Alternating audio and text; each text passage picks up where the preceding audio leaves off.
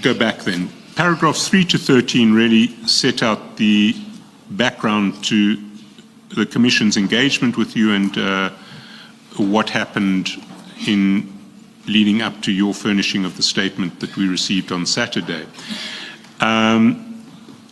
Beyond confirming that those paragraphs are correct, is there anything in relation to those paragraphs that you would like to highlight or to amplify before we move on to the substance of your statement? No, they are correct. Thank you. I'm satisfied. Then, if we can start with the substantive part of your statement, and maybe you can start at paragraph 15 and tell the Commission about your history that you set out in paragraph 15. Thank you, Commissioners. During the period from 1993 to the early part of 1995, I was in Cinematography operative, but in its self-defense unit, which operated within South Africa, and had its own objective and gathering of intelligence. I gained a lot of experience in the clandestine gathering of intelligence and the practices of counterintelligence. I then became, and I was appointed an official informant for the South African Police Service in 1999. During 2009, I was registered and thereafter acted as an agent for crime intelligence in the South African Police Service. And can you explain to the Commission the difference between an informant and an agent? You see, an informant will be any person. It even happens in different situations. We may be a group of 3 probably doing something illegal or stealing. And when I happen to be arrested alone, the moment I tell the police the truth and tell them, even yesterday we stole something and we left it at a particular place, and the police goes there and find whatever that I'm saying. And further probably tell the police, look, even next week or tomorrow, we are planning to break somewhere, and the police goes there and they find that it's true. My friends were attempting to steal or they were breaking. The particular person can also be regarded as an informant, or a police officer may be knowing the movement of this person, his environment, and may also make that particular person an informant. But when it comes to a contact agent will be recruited by a crime intelligence officers or official. And that recruitment will include certain things based on your history. They'll also, usually they'll even recruit an individual who has been an informant for some time. There is a particular paragraph in here which gives the difference between an informant, the definition of a co-handler. But what I need to emphasize, and a co-agent, sorry. A co-agent, unlike a... Sorry, can I just clarify, when you say co-agent, are you referring to contact agent? Contact agent, okay, contact agent. A contact agent is having a different, is usually empowered with an instrument that it's utilized by all organizations, criminal intelligence organizations in the world. It's a very sophisticated instrument. It's called the legend building. In its definition, it's more like creating a false life or a backstory created for a clandestine operatives. It is an essential component of spy cover identity designed to withstand scrutiny and conceal the identity. Now, this contact agent, as I said, there is a particular paragraph which gives, is paragraph 18. It says a contact agent is a person who is recruited by a crime intelligence officer, which is referred to as a handler. A contact agent is expected to establish a network of sources and informants in order to execute the task, and the handler would from time to time assign to the contact agent in the field. It goes to say a contact agent does not carry any form of identification which would refer to him or her as holding that designation, because a file with the contact agent details is kept in custody of his or her handler's possession.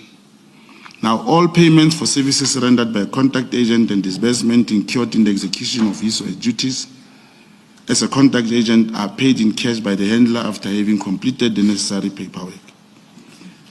And usually, a handler would recruit a contact agent with the knowledge that the contact agent has been informant for South African police services proceeding his or her recruitment. And it further says, a contact agent can thus be described as a person who acts as a link between an intelligence service and informant or undercover operative. He or she passes information, instruction, or resources between the two while protecting the identities of those involved. He further manages the safety and secrecy of the communication channel used. For example, in South Africa, Crime Intelligence Division, a contact agent might liaise with police intelligence officers and civilian sources who provide information about criminal activities and or investigation. If I can just clarify a couple of issues. You talk about payments. Can I ask, when you were an informant, were you ever paid for your services as informant? As an informant, yes, you would be reimbursed in some way. And as an agent, have you been paid as an agent? Yeah, when recruited, you will obviously, after meeting your handler, after a week or so, he'll come and probably give a recruitment fee of some sort. And you will gradually be talking about your tasks and so forth. And here and there, he will assist you and bring you some payment, which all the time you'll have to sign some papers on receiving of that payment. And when you as an agent run informants or have informants, are you empowered to pay them, the informants underneath you? Commissioners, there is no way. You may just know that a particular informant has claimed so and so much true, and because you will be talking to the handler, there's no way you can pay. It is only the handler who can pay the informant. And just to add, Commissioners, even the handler on doing the payment will never come with a friend or a colleague. It will only be you and the handler. So if your informants were paid, it wasn't you who paid them, it was one of your handlers who would pay them? Commissioner, may you repeat the question? So if your informants, the informants who you had when you were building a network as an agent, if they were paid, it would be the handlers who paid them, not you? It will be the handlers, that's correct.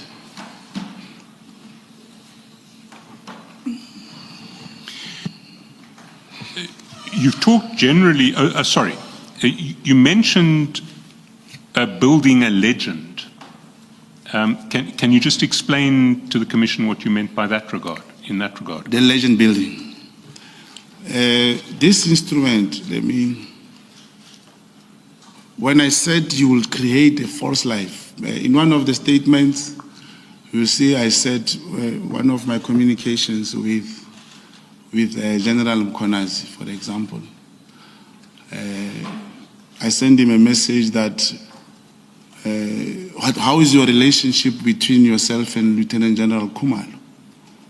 And he asked, what did he say? And I said, no, he was putting a remark that you are not listening to the crime intelligence. But the moment you advanced more question, I said, the minister has been briefed, or I said, General Khan will brief you next week. It's just to create a false life. You create a perception that the person can start talking to you.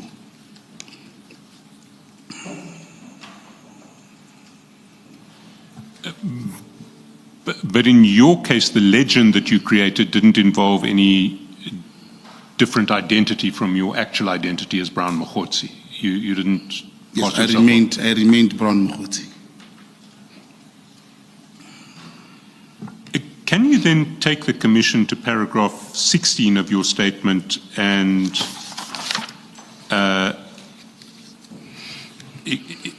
explain what happened in December 2020? During December 2020, I was called by the late Lieutenant General Mkhwanazi. It was just after the PPE scandal, after the COVID-19. And it was also after the arrest of Divisional Commissioner Lieutenant General Jacobs, Major General Kalakala and the others. And when he called me for a task in my capacity as a contact agent to investigate, also to check the irregularities within the crime intelligence and South African Police Service. And that time, Lieutenant General Mkhwanazi was the Deputy National Commissioner of Crime Detection. And, I mean, you referred to a brief to look into irregularities within crime intelligence and SAPS. That's quite a general brief. Was there anything in specific that you were specifically that you were asked to look at? Yeah, for example, that period he referred to, there was reference about procurement of some vehicles by crime intelligence, which could not be traced, and other transactions. For example, you would have a proof of payment to informers, and you will want to establish if really these informers did receive those payments and so forth.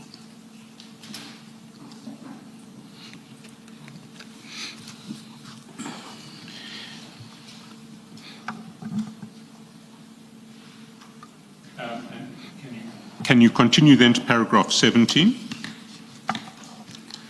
Yes, that's where Lieutenant General Mkhwanazi introduced wanted the particular handler to be my handler, and I told him no, but I do have a handler, General Mkhwanazi, who was Warrant Officer Mabizela. But then the one that he called, we then agreed that he'll be my co-handler. So, Lieutenant General Mkhwanazi essentially gave you a co-handler to work alongside Mabizela. That's correct. And as far as you were concerned, was there any division of labor between the two handlers? Was there work that you did with Mabizela but not your co-handler, and work that you did with the co-handler and not Mabizela? No. Yes, we will. The handler is the one who will always give you tasks, but in circumstances where the handler is not available, will also say, please talk to the co-handler, or I have spoken to the co-handler, please work with him in this particular project. So as far as you were concerned, the handlers were a team that was managing you. There wasn't like as though Mabizela dealt with you in relation to a particular project. Co-handler had nothing to do with that, but he dealt with a different project. No, if there is a project, the co-handler will know and be notified by the handler. A co-handler will not initiate any mission without the main handler, the handler himself.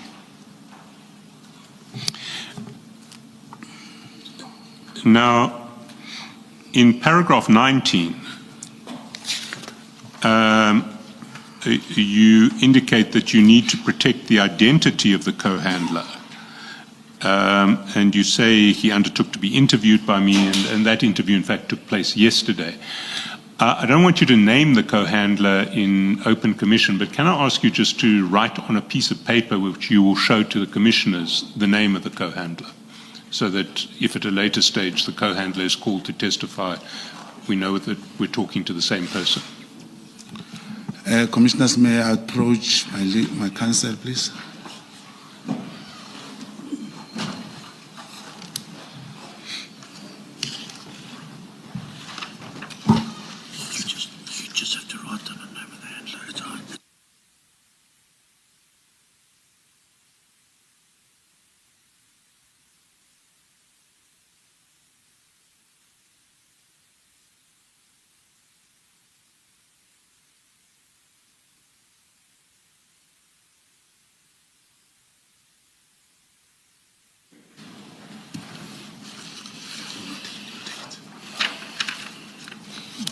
Commissioners,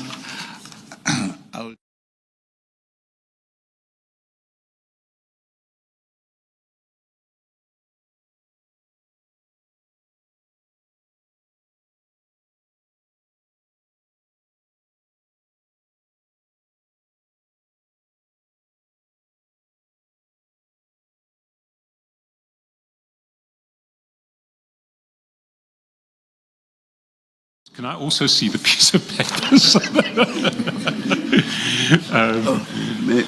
May I ask that Mr. Mogotsi should please write the first name as well, if he knows it. Thank you.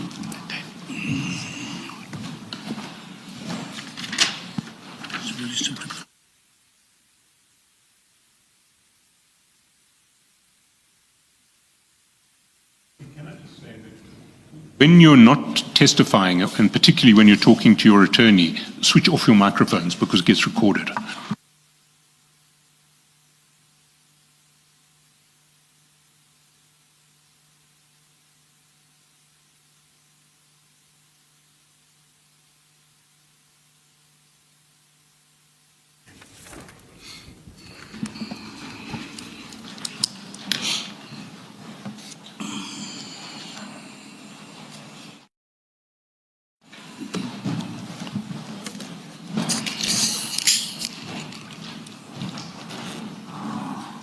Thank you.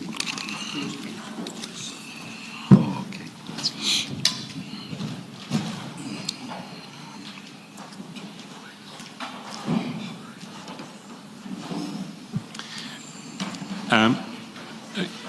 Mr. Mogotsi, at the end of paragraph 19... Sorry, Mr. Chancellor. Please continue. At the end of paragraph 19, you say, during my clandestine investigations, I uncovered criminal activities, and as a result, my scope of work investigation was expanded. Can you amplify that? Can you give an indication of the sorts of criminal activities that you uncovered and how your scope of work expanded? At first, it came about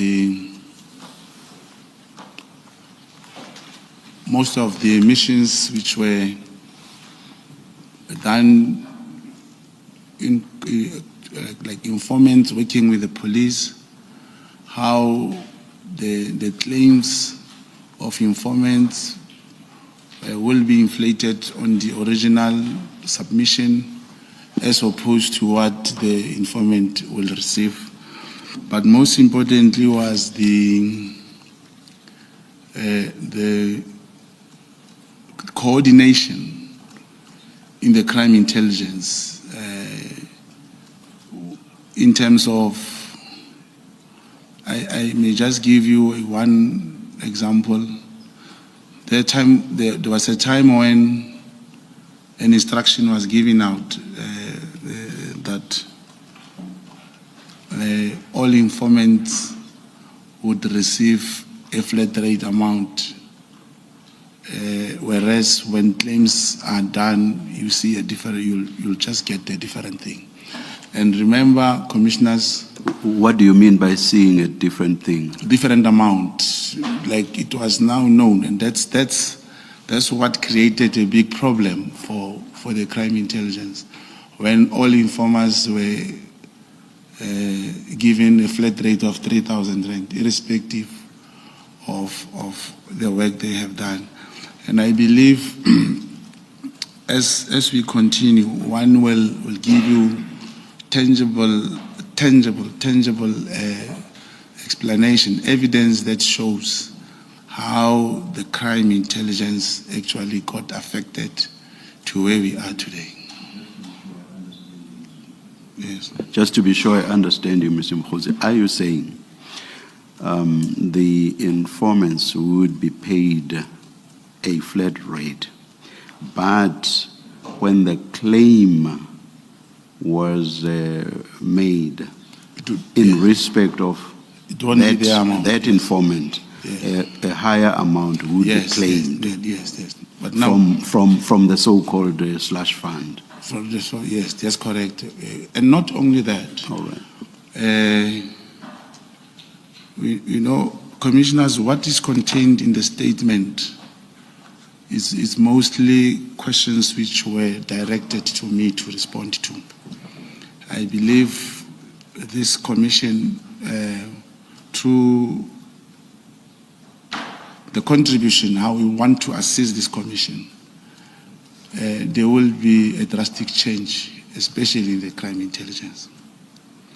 As we go on, we'll be able to get the picture, the actual picture, as to actually why are we here, why there is this commission, as we go on, I believe so. Apologies, I interrupted you.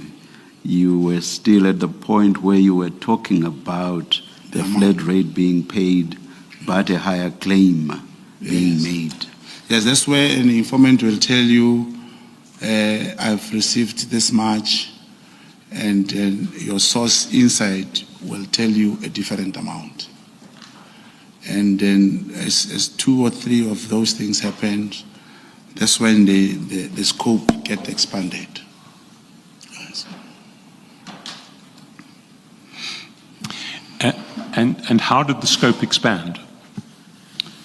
Then that's when you start focusing on something very, very difficult. If a particular or if an incident of that kind has occurred, commissioners, it will now call to check as to after every arrest, how will this informant be remunerated? Now, not focusing on fighting crime. Now, wishing that there could be something happening that there could be, and once arrest has happened, then one will want to know how the whole thing unfolded at the end of the day. Just to clarify, Mr. Mogotsi, I think earlier you said that payments would be made in cash. That's correct. So were there records that you verify against if you're doing this investigation? Yeah, the utilization of a source, it's a very tricky thing. It goes with loyalty and trust. But the source will always show you something which you cannot take. But then you'll inform your handler that, such and such has taken place. That's correct. Thank you, Mr. Cikizwa.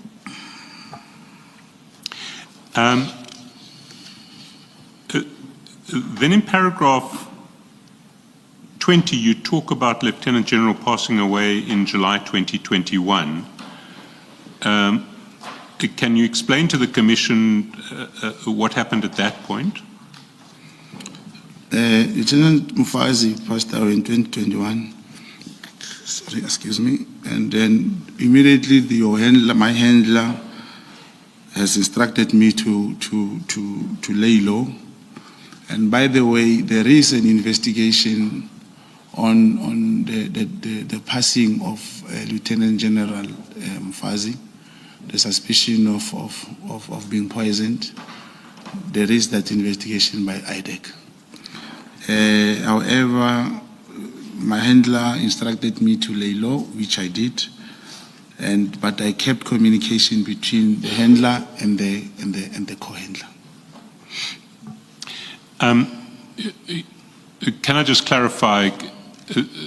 Certainly, the official recorded cause of death for Lieutenant General Mkhwanazi is COVID, is it not? That's correct. And do you know why you were instructed to lay low? I did not. I took it that because the General Mkhwanazi has passed on, the handler is probably thinking there should be other things that will come up at a later stage. But there was no way I could continue when the handler say you must lay low.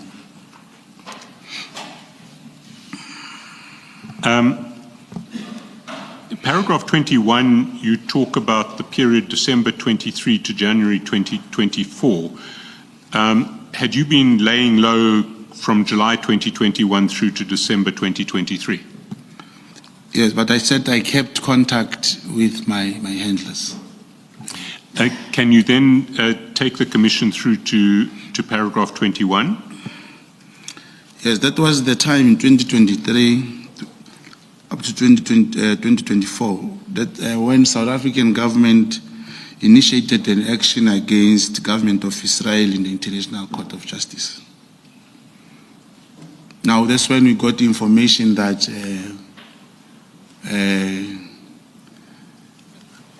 the area in Richards Bay, which is controlled by this Israeli interest,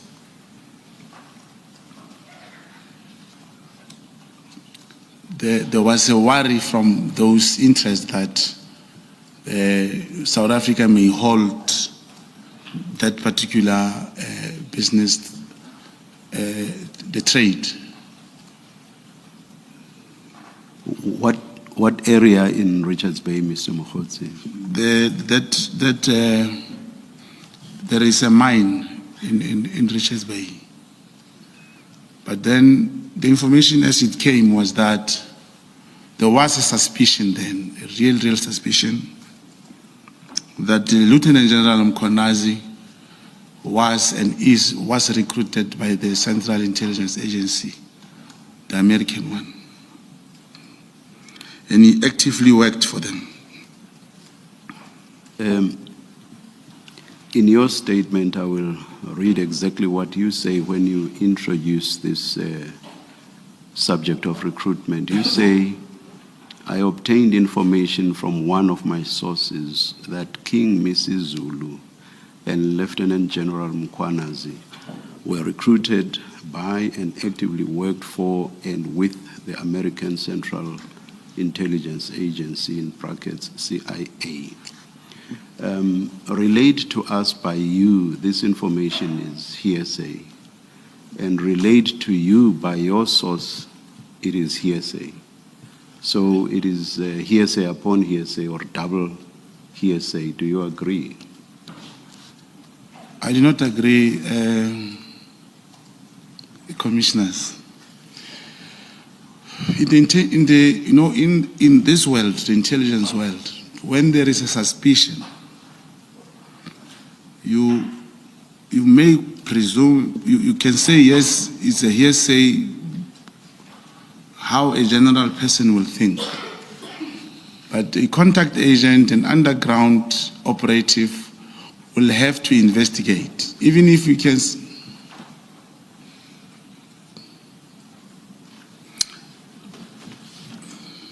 No, please continue. Okay.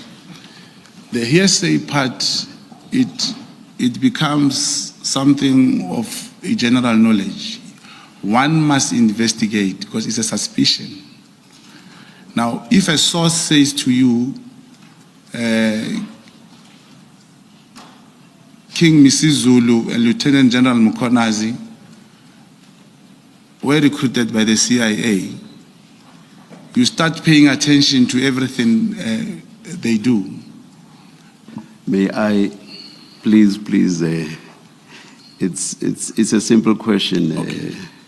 I don't even understand why you would dispute what I'm suggesting to you. In my language, which is isiXhosa, hearsay is undiva. I've asked my co-commissioners what it is in Setswana, and they tell me that it's mabaribari. It's true, it's true. You know that? Yes, I know that. So all I'm asking you That's is correct. whether you accept hore. It is Twina yes. ki mabaribari. Yes, it was Mabaribari when it was first presented. Yes, I'm That's not correct. asking about what you would Oh, then thank you. establish Thank you, Commissioner. afterwards. Thank you, Commissioner. Ke batla ho tseba hore ke mabaribari na. Fair. Ne? Thank you, thank you. Ke bona? Ke yona. Thank you. Hey, yo go buile monate ka bo ka gopole ditlepetle tsa ka man. Thanks.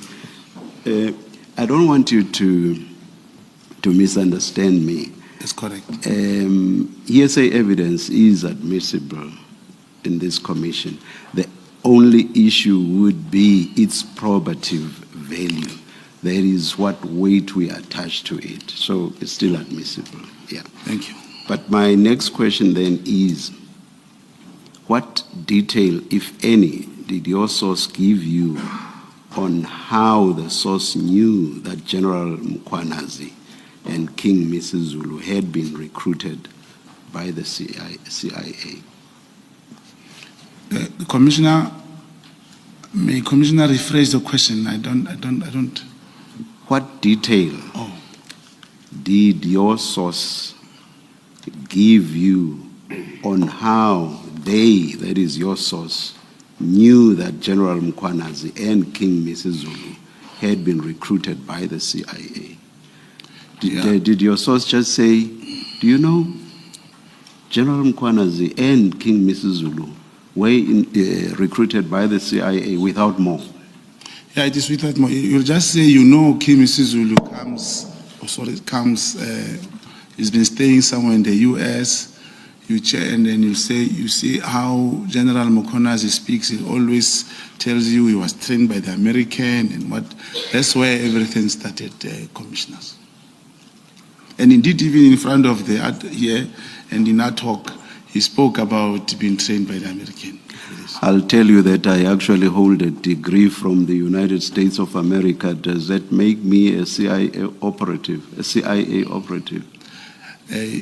I'm scared I asked that question because you just might say yes. But can you please respond? Yeah, no, I cannot say that, commissioners. Investigation as it comes. Someone may say that, not to me, to another agent, to whoever, may say Commissioner MADLANGA is a CIA. He may say that, not to me. Yes, that. Thank you, thank you. But just picking up on the chair's question, apart from the fact that General Mkhwanazi says that he received some training in the United States, did your source give you any information to support his allegation that General Mkhwanazi and King Msizulu are CIA agents? Yeah. You see, when information came, commissioners, it further talks to the treatment which the combination of General Mkhwanazi and Msizulu, King Msizulu, how they treated the brother to King Msizulu, Prince Makati. The investigation took us to that extent that we ended up having to meet them. I'm sorry to interrupt you, even though the question is not mine. I do not understand the question to be about what you established later.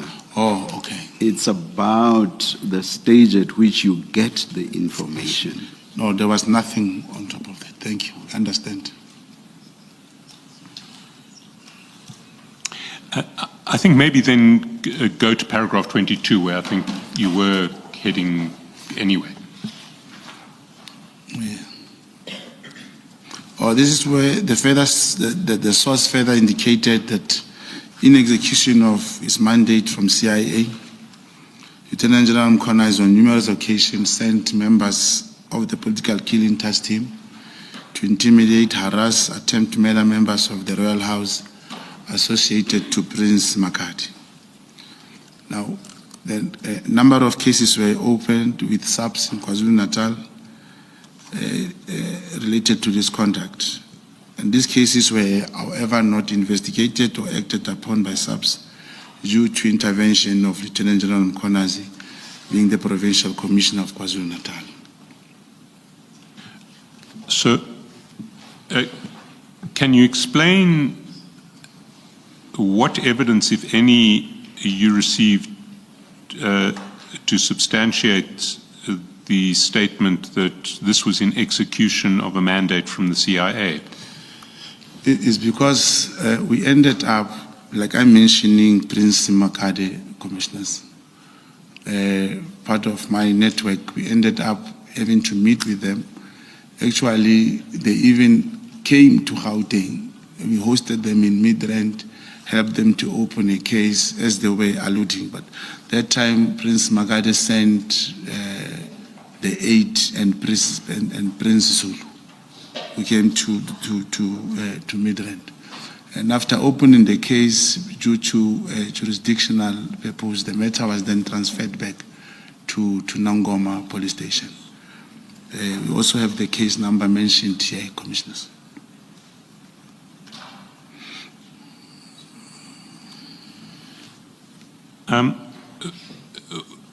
You mention in paragraph 22 that cases relating to alleged intimidation, harassment, and attempted murder of members of the royal household associated with Prince Makadi were never investigated or acted upon by the SAPS. Do you have any details of these cases that we could investigate further? Are they? That was said during when we opened the case. When we said, okay, come, let's open it and let's see what will happen. This is what came from the investigation, Commissioners. But do you have any? No, except for the case that we opened. Cases? Except for the case we opened, this is the only case that we have. And this case that was opened first in Midrand and then transferred to Nongoma, do you have any details of what has happened in that case?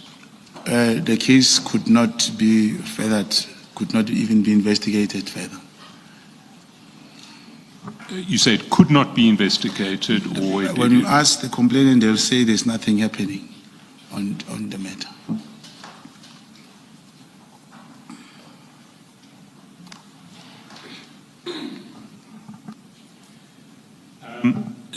Then in paragraph 25, you Sorry, Mr. Chairperson, maybe let me just clarify something still in paragraph 22. Mr. Mogotsi, maybe before I ask my question, let me go back to 21, just to complete so that 22 makes sense.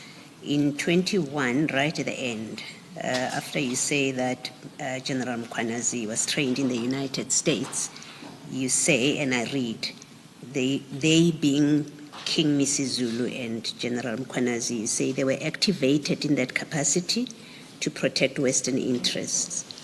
I further obtained information from the source that Lieutenant Mkhwanazi was tasked to neutralize any opposition to King Misizulu. Prince Simakade is currently involved in litigation. And then in paragraph 22, and my question is, you say a number of criminal cases were opened with the SAPS in KwaZulu-Natal related to this conduct.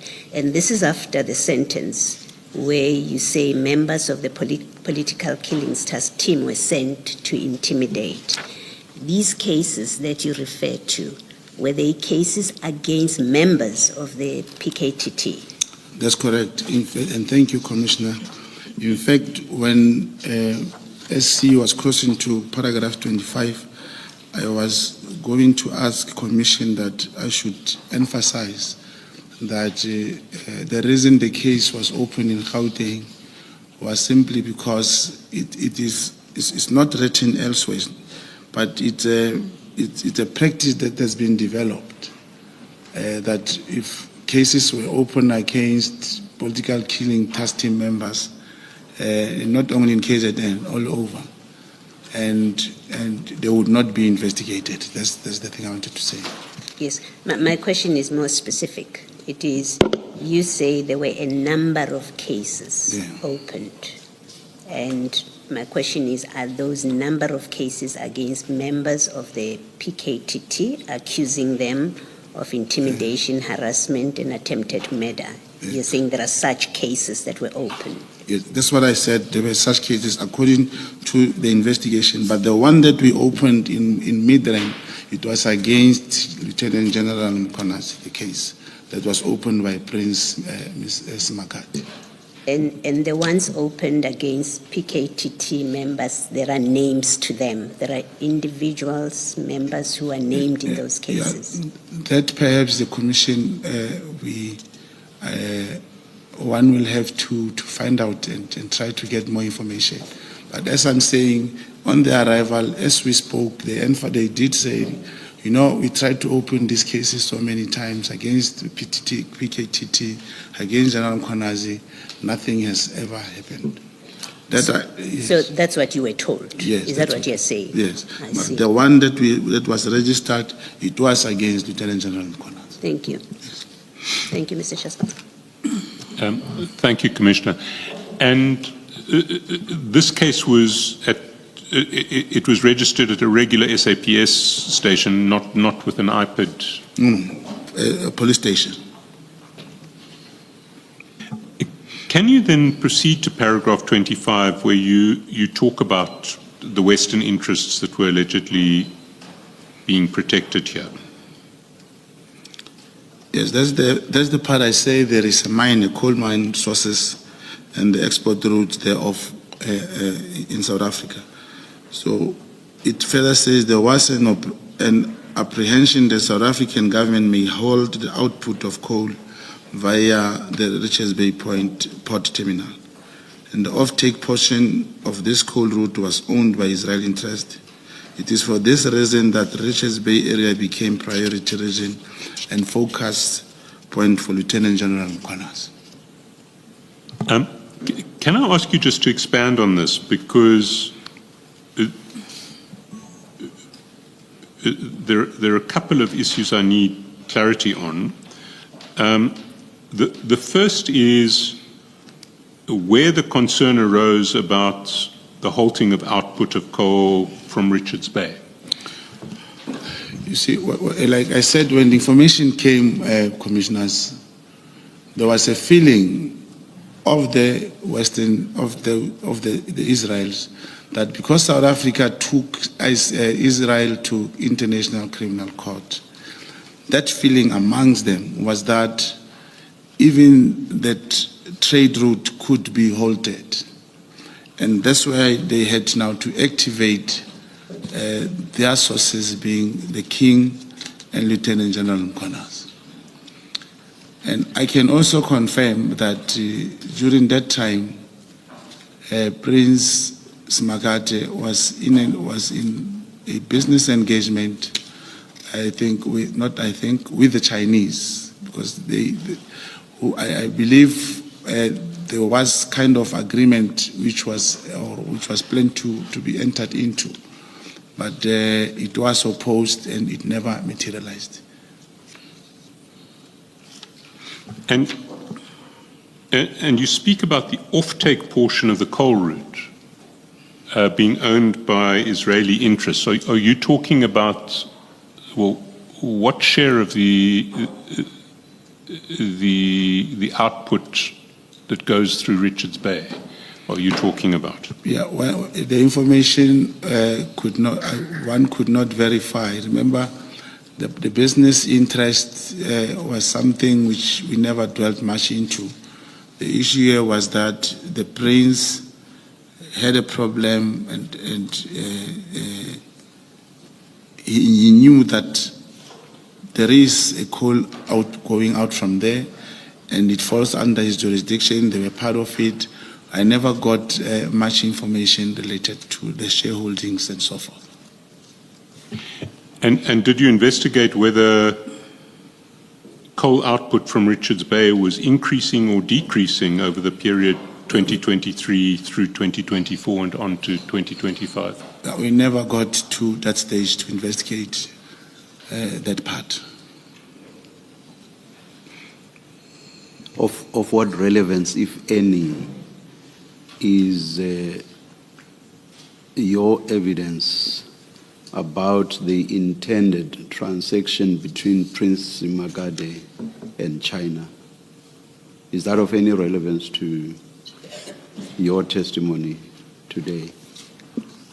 I don't understand the question, Commissioner. You mentioned in the context of the Richards Bay Port Terminal, you mentioned Prince Magade and China, and you said something like there was an intended transaction which, as I understood you, fell through.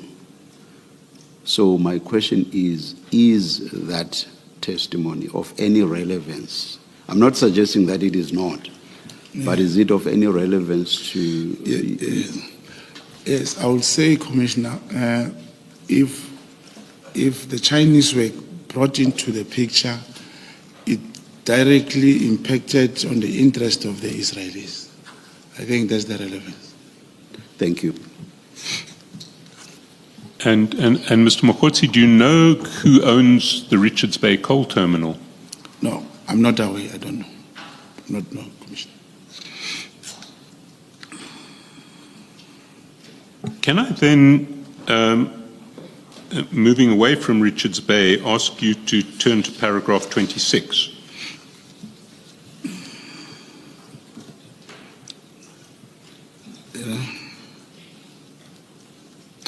Commissioner, I would like to be advised here. When SC is mentioning a paragraph, do I have to read it, or should I am not actually conversant with these processes. Now, I end up repeating what is written, or one is expected to expound what is contained in here.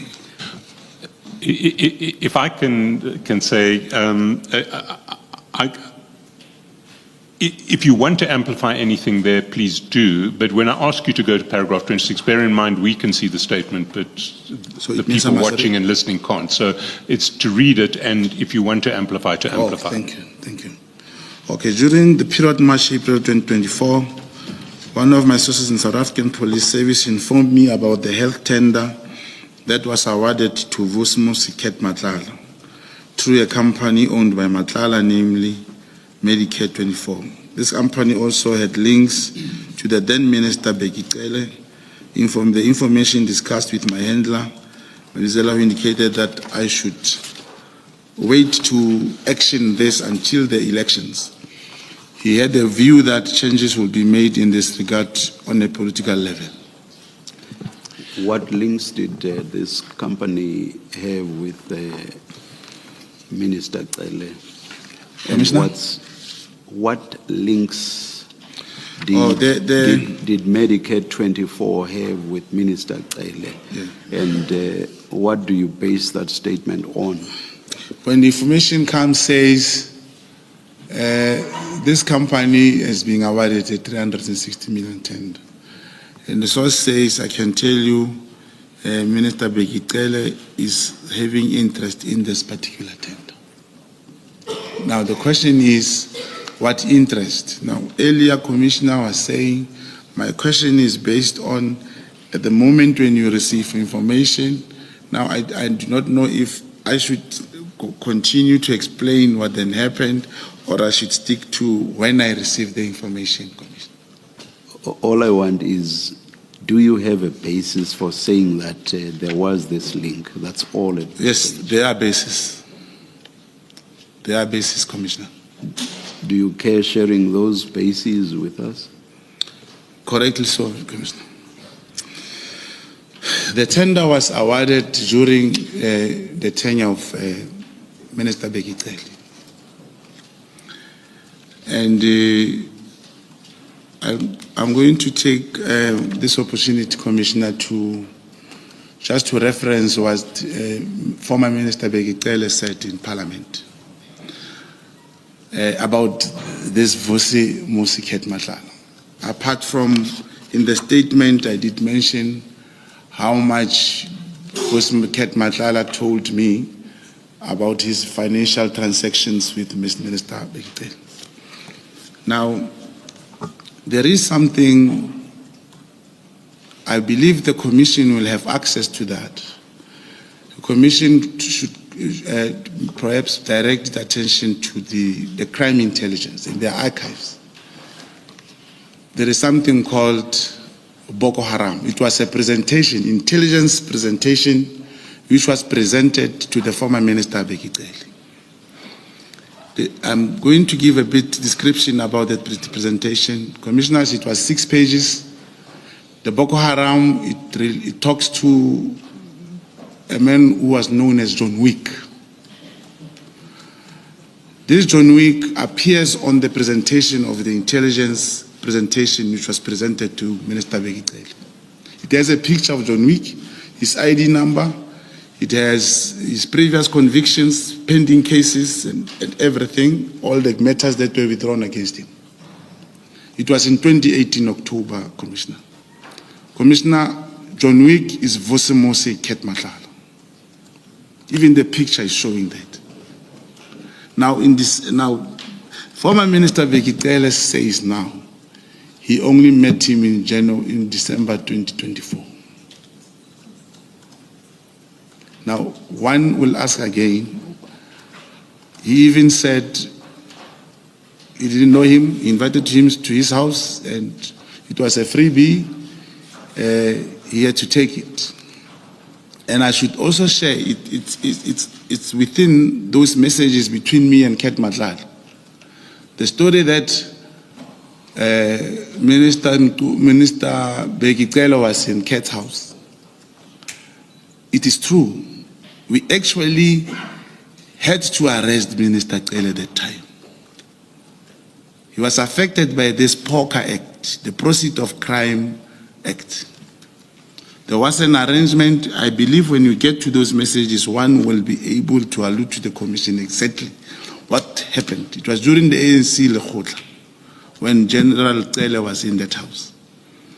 And the basis which I also refer to, I'm saying when we reach there, it's written in my statement, the monies which Ket Matlala alleges to have given to Bekele, they are there. On the timing, when was Minister Cele in Mr. Matlala's house in relation to the award of the contract? It was after the contract was awarded, Commissioner. The contract was awarded last year, and the information said, and it's not only former minister, it goes to General Masemola also. Not only General Cele. When the information came, they referred, of course, to General Bekele, that he has interest in that. And it is true that he would, from time to time, talk to Ket Matlala. But that time, because he was the minister, we could not do anything. Hence, the instruction was that let's wait for the elections. And indeed, the ANC parliamentary list, when it was published, Bekele was on the list around 200 and something to 300. We already knew he was not coming back to Parliament, and we waited for the new dispensation, and as a result, Minister Senzo Mchunu was appointed the Minister of Police. I just want to understand, and this is my last question on this. I want to understand your point around Mr. John Wick's in relation to the award of the contract. If you are making any connection at all in that regard, what's your point exactly? The point is that it is clear that General Bekele, he knew Vusi Ket Matlala beforehand, because this presentation was done in 2018. And when the source says General Bekitele is having an interest in this tender, you'll ask him, but why are you saying that? What do you have? He'll say, no, with the information that is coming, go and check, but I know they are talking or they are meeting. He'll just give you a draft information as to this is what is happening. If I understand you correctly, so you are basically saying at the stage of what you refer to as the Boko Haram presentation, Minister Cele knew of or about Mr. Madlanga. Definitely. There's But, no but way. at that stage, you are not suggesting that they had met. Yes, they had not met. Let me say, because he was presented, and the picture of the presentation shows Vusi Matlala's picture. Doesn't show, there's no other John Wick. John Wick is Vusi Muscat Matlala. So he knew of or He about knew him. of the man, yes. Thank you, Mr. Shaskasi. You speak with some detail about this presentation. You say it's 6 pages, October 2018. Have you seen it yourself? Yes, that's correct, Commissioners. There is what you call compartmentation, what you call is a sensitive compartmentation information, intelligence information, sensitive compartmented intelligence information. Now, you as an agent, you can just see that. I saw it. And that's why I'm requesting the Commission to engage with the crime intelligence. I believe they will get the copy of that. Do you know who in crime intelligence presented it to the minister at the time? No, I do not know. And do you know who we should ask in crime intelligence to receive this document? I believe the Commission will, just like it has been doing with other institutions, will pursue that route to find a particular person who's relevant. And beyond the description Boko Haram presentation, is there any detail you can give us that would enable us to track down this document?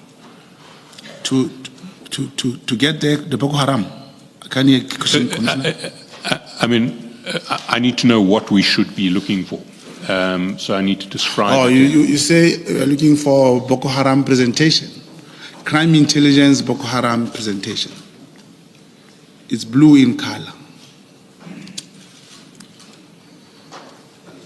And October 2018.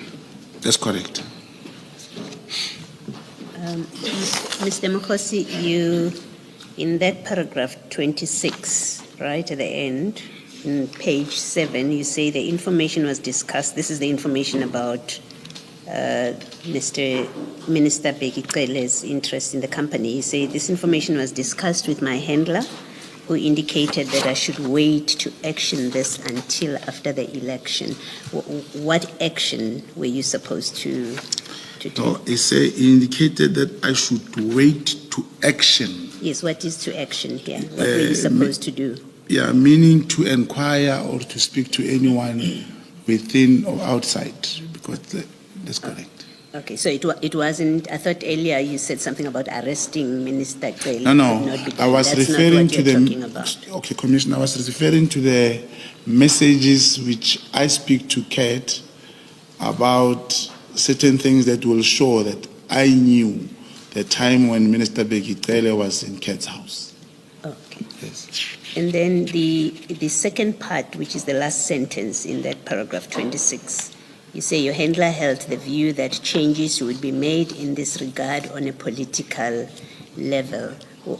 What is this? What did your handler say is the significance of political changes? Yeah, meaning that there may be a new minister except Bekitele. What did it matter? Did he explain why it would matter that there would be a new minister to your work, because you were going to action something? Yeah, obviously, commissioners, if you are to investigate anything against the person on the seat who's sitting there at that moment. It's very, very difficult. So we had to perhaps wait for the new administration that would perhaps give us a breakthrough to find a way to talk to other people. So what the handler was saying, that a new minister would allow you, or hoping that the new minister would enable you to conduct the investigation, to action that which you were holding in abeyance. Not that way, Commissioner. Obviously, when the new minister comes, we'll always come with new changes. We'll make changes to some important positions, which allows one to have access or talk to certain people. Yes. Thank you. Thank you, Mr. Chancellor. Mr. Matlala, you then in paragraph 28... Mr. Mogotsi. I beg your pardon, Mr. Mogotsi. In paragraph 28, you then mention that after the elections took place, in September 24, your handler and I discussed the possibility of arranging a meeting with General Sibiya. Can I first ask which handler you're talking about? And we won't mention your co-handler by name, so just refer to him as your co-handler. Yeah, it was my handler, Mabizela. But in this situation, I remember very well that he did tell me that he spoke to my co-handler and that we should find a way to meet with General Sibiya. And why General Sibiya? One of the reasons from the source was that General Sibiya was totally not involved in the awarding of this tender, and more relevantly, General Sibiya was appointed exactly in the space of the late General Mkhwanazi. So we thought we could find a way to create a relationship, probably. And you say you called General Sibiya.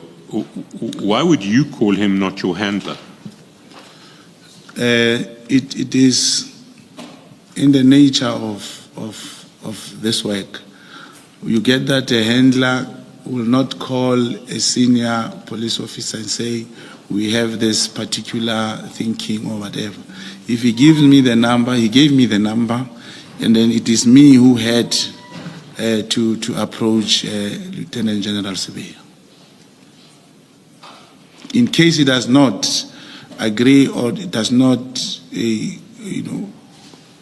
like what we would perhaps be proposing, the handler should not be having a problem at work now that he spoke to the Deputy National Commission. So when you spoke to General Sibiya, you did so telling him that not telling him that your handler had suggested this, not telling him that you were an agent? How did it work? Obviously, you send a message to say, good day, General, my name is Brown Mogotsi, and he'll ask you a question, how do I help you, who are you? And you'll send a next message saying, I think it's important that I meet you face to face. There's something that may be affecting you directly or indirect. May we have a meeting, please? And do you introduce yourself to him as an agent or just as someone coming off the street, as it were? No, you do say I have information that can be of useful and it may need your intervention. It's about this the tender, and also in the department, a tender in South African Police Service. And then where you start talking about the corruption of crime intelligence, you will say, and in subs there are this and that, those challenges. I know I have information of things that are happening inside. And how did your interaction with General Sibiya then proceed? Did you meet him face to face? Did you speak to him on the phone? Yeah, we spoke 2 or 3 times over the phone. Then I requested to meet him, and we met here in Gauteng. And that's when I told him that I am a contact agent, and this is what I'm looking for. And there is a project, an award of a tender in South African Police Service. And I used to work with Lieutenant General Mkhwanazi and so forth. That's when I introduced myself formally. And when approximately was this? It was around August last year, or September, August. And do you remember where you met? Yes, we met. At first I came to his office, and there is something very important that I should also mention, commissioners. The moment you inform a person that you are this particular agent, I believe you can hear, as it is spoken by me, myself, that everyone heard Lieutenant General Sibeya speak in Parliament that we met in December and what. At first, the intention was to bring this application in camera. And I know he had a view that he had to protect me. He couldn't speak what I'm saying here to the public. That perhaps a question will be posed, but we had General Sibeya. Okay, he even said, I didn't pay my breakfast in Cape Town. But I'm trying to say, it should not be misconceived that I'm saying something he did not say. He had a duty to protect me. That's why he could not allude openly that this is Brown Mogotsi, we met. He just said, I came to him with information that someone is after you in crime intelligence. He did not speak to this that I'm saying, and this is what happened. But your evidence is that you met for the first time in August, September last year. Yes, in his office. In his office. That's correct.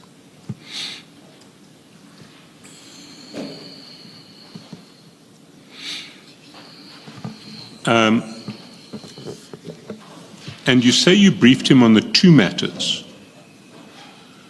the one of which was the tender of Mr. Matlala, which you've discussed. The other was crime intelligence corruption. What did you brief him on in relation to crime intelligence corruption? At that time, there were so many things happening in crime intelligence.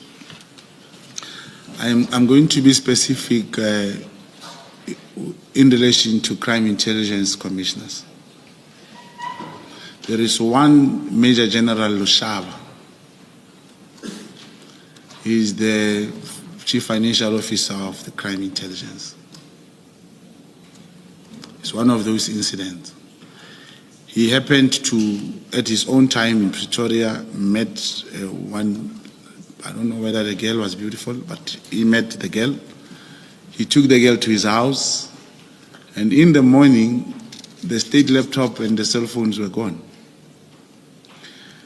Major General Lushaba, instead of reporting that I had a visitor in my house, this and this happened, he opened a case of housebreaking against this girl. Now, as investigation was continuing, one of the crime intelligence officers, he was a sergeant, who was gathering information for this housebreaking case, he realized that this is not the housebreaking. Something different has happened. They started by cutting him off these WhatsApp groups and so forth. As I speak, the man has been fired for that, just to participate in that. Or let me say, part of the reason this was used, they may have something that they may have added during his disciplinary hearing, but this was the main reason he was kicked out of his work. And when did that happen? It happened, it was last year, but as I'm saying, I was talking to General Sibeya. One will mention certain things in the crime intelligence. That's one of the examples that I have given. You started using pronouns. I got a little bit confused. Is it Major General Lushaba who was fired? No, the sergeant who was helping with the gathering of information on the docket. Thank you, thank Yes. you. The he, got a little bit confusing. Thank you. And this is part of what you reported to General Sibiya at your meeting. Yeah, if you talk of crime intelligence, I was also showing the commission, particularly what is being transpiring in the crime intelligence, and of course, we also spoke about that a bit.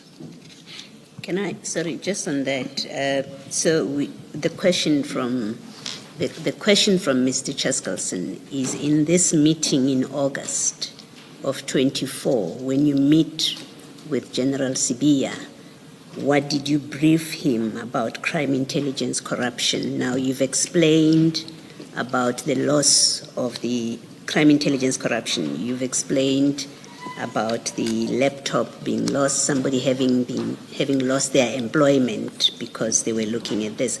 Is all of that Yes, what that's correct. you briefed Yes, correct. General Sibiya about in Yes. August 24? That's correct.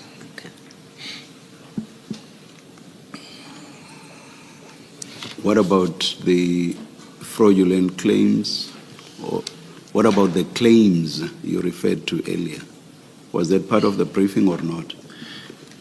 Yeah, no, we did. You did not No, we did not get much into it. And All right, actually, when we spoke, General Sibiya was he did not trust me. He was not comfortable. We did not speak comfortably for a long time, but we did touch some of these things. But So is all that you spoke to him about in relation to the corruption, the issue involving Major General Lushaba, is that all you spoke? I did mention that, yes, I did mention that. Is it the only thing you mentioned? No. Or to General Sibiya, yes, we spoke about corruption, and I did mention this thing about General Lushaba, but particularly I was too much into this one of the health tender for Siket MADLANGA. You say crime, intelligence, corruption. That's correct. And how do you relate the tender to crime, intelligence, corruption? That's why I'm saying on this part, commissioners, if a person is not that comfortable to talk to you, you'll just say, there's a lot of crime, there's a lot of corruption in crime intelligence, and there is this. Then it doesn't give you much time to explain what we are referring to. But he did know that I told him I'm a contact agent and I'm having to deal with this corruption and so forth. And we spoke only particularly about the issue of General Lushaba. You also say there, though, in that same sentence, that you also briefed him about the Matlala SEPS tender award. What about it did you say to him? Telling him that my sources say it was not awarded in terms of the law. Probably let me use irregularly. It was not. It was irregularly awarded. There are certain things which were not done properly out of that tender till its finalization and appointment. So as at August 2024, General Sibiya knew that there were irregularities to do with the award of this tender? He didn't know. I was telling No, him. I'm saying you told him in August. Yes, So yes. as at August, he had that Yes. from you, that there were irregularities. Yeah, in towards that the end of August, I believe. Yeah. Thank you. And then maybe lastly from me, Mr. Chaskalson, if I may just finish off, sorry that I'm interrupting you. You introduced yourself to General Sibiya, you say, and told him that you're a contact agent. Now, I would assume that he would have wanted to check for himself, to verify you. You say he didn't quite know to trust you at the time. Yes. Did you have to tell him who your handler is? Because I would imagine that's relevant information. Yes. For him. And unfortunately, he knew my co-handler. Oh, he did? Yes, co-handler. Okay. He knew that it is your co-handler. Yes, I did mention a bit that I'm working with this man so and so. Okay, thank you. Thank you, Mr. Chestnut.